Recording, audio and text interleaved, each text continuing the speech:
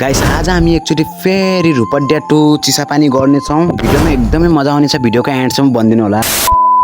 हे what's up guys, welcome to my mini blog. I hope हजुरहरू सन्चै हुनुहुन्छ होला, म नि सन्चै नै छु गाइस। आज मेरो मम्मी र बुवाले पैसा हालेको कारणले मलाई रुपड्या जानु पर्ने थियो र अलिकता सामान पनि ल्याउन जानु पर्ने थियो। त्यसै कारण गाइस म रुपड्याको तर्फ लाग्छु र मलाई बाटोमा गाडी भेटिरहेको थियो र केही समयपछि गाडी नि मलाई भेटिहाल्छ र म गाडीमा बसिहाल्छु र हामी लाग्छौँ रुपड्याको तर्फ। र गाइस केही समयपछि हामी चिसापानीदेखि कोलपुर नि पुगिहाल्छौँ। हामी अहिले कोलपुरको बस स्ट्यान्डमा आएको छौँ र बस स्ट्यान्डमा नि गाइस एकदमै ठुलो छ है यहाँको कोलपुरको। मलाई त गाइस बस स्ट्यान्ड एकदमै राम्रो लाग्यो र हजुरहरूलाई कस्तो लाग्यो कमेन्ट गरिदिनु होला। र गाइस कोलपुर त अलिअलि अब घुम्यो, अब हामी फेरि लाग्छौँ नेपालगञ्जको तर्फ र हामी नेपालगञ्जमा नि भिडियो बनाउने छौँ है गाइस। आज मलाई यस्तो लाग्यो कि थारू समुदायको आज त्यो चाडपर्व होला नि त कुनै, त्यसै कारण देख्न सक्नुहुन्छ हजुरहरूले यति धेरै मान्छे आएका छन्। फाइनल म नि गाडीमा बसिहाल्छु र अब हामी लाग्छौँ नेपालगञ्जको तर्फ।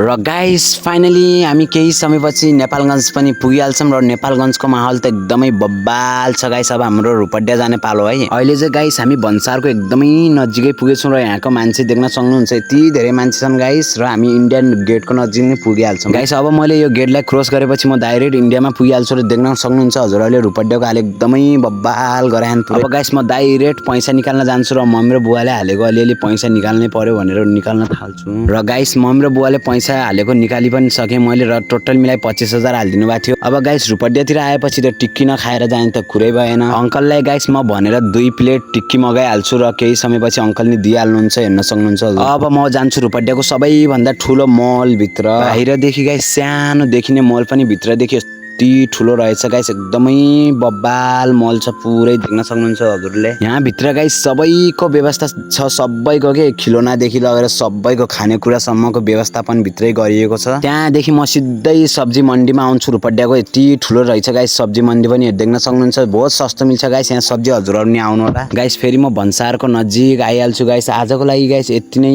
यदि हजुरहरू च्यानलमा नयाँ हुनुहुन्छ भने च्यानललाई लाइक एन्ड सब्सक्राइब। एकछिन गाइस फलो र रिपोस्ट है, रिपोस्ट हानिहाल्नु होला।